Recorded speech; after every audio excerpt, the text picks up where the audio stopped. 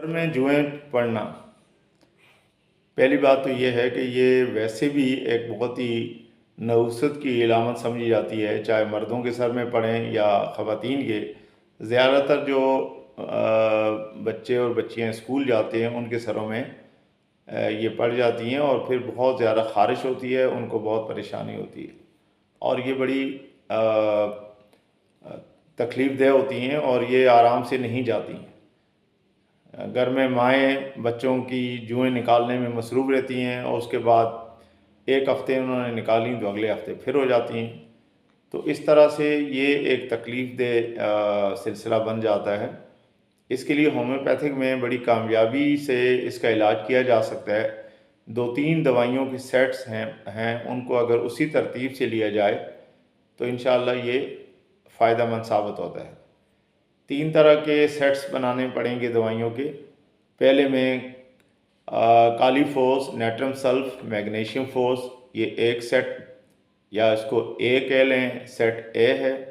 दूसरे में Calcarea sulph है, ये सेट बी के तौर पे इस्तेमाल होगी। और तीसरे में नेट्रम म्योर और नेट्रम फोस, ये 3 सेट बन जाएंगे। इन दवाओं को एक ही तरह की ताकत में 3x या 6x में लिया जाए। अगर लिक्विड में मिल जाती हैं तो बहुत अच्छी बात है, नहीं तो इनको पीस के पाउडर बना दिया जाए।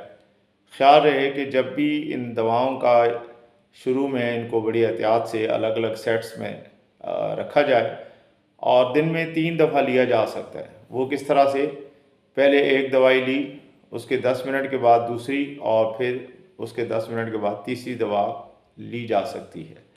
तो इस तरह से थोड़ी तकलीफ़ तो होगी, लेकिन इस प्रॉब्लम से इंशाअल्लाह हमेशा के लिए छुटकारा मिल जाएगा। ये दवाएं मुसलसल इस्तेमाल की जाएं।